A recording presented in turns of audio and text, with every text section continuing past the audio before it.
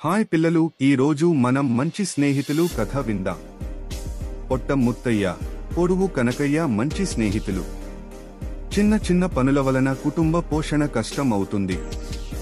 కావున ఏదైనా స్థిరమైన ఆదాయం వచ్చేటట్టు మార్గము చూపమని ఊరి పెద్ద ఈశ్వరయ్య దగ్గరకు వెళ్లారు ఇద్దరు. మీరు ఇద్దరు మంచి స్నేహితులు కదా, ఏదైనా వ్యాపారం చేసుకోండి, కావాలంటే పెట్టుబడికి డబ్బు అప్పుగా ఇస్తాను అన్నాడు ఈశ్వరయ్య.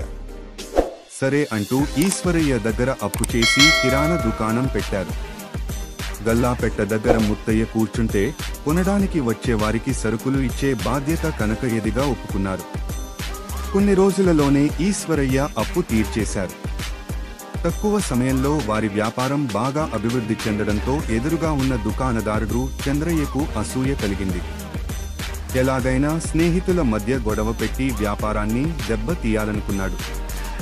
ఒకరోజు ముత్తయ్య దుకాణంలో లేని సమయం చూసి కనకయ్యతో, నువ్వు రోజంతా నిలబడి పొట్లాలు కట్టివ్వాలి, ముత్తయ్య మాత్రం చక్కగా కూర్చుని డబ్బులు వసూలు చేస్తాడు అంటూ కల్పించి చెప్పాడు చంద్రయ్య.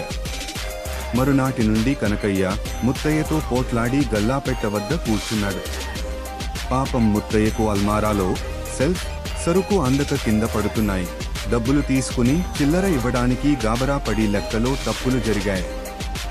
దీంతో వారి దుకాణానికి వచ్చేవారి సంఖ్య తగ్గిపోయింది. కొన్ని రోజులకు దుకాణం మూతపడే పరిస్థితి వచ్చింది. ఈ విషయం తెలుసుకున్న ఈశ్వరయ్య ఆ ఇద్దరి స్నేహితులను పిలిపించాడు. మీలో భేదాలు రావడానికి కారణం ఏమిటి అని అడిగాడు.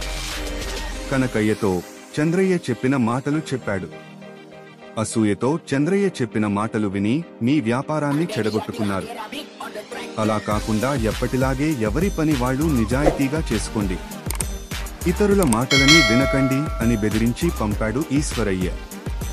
స్నేహితులు ఇద్దరు తమ తప్పును తెలుసుకుని ఎప్పటిలాగే ఎవరి పని వారు చేసుకుంటున్నారు.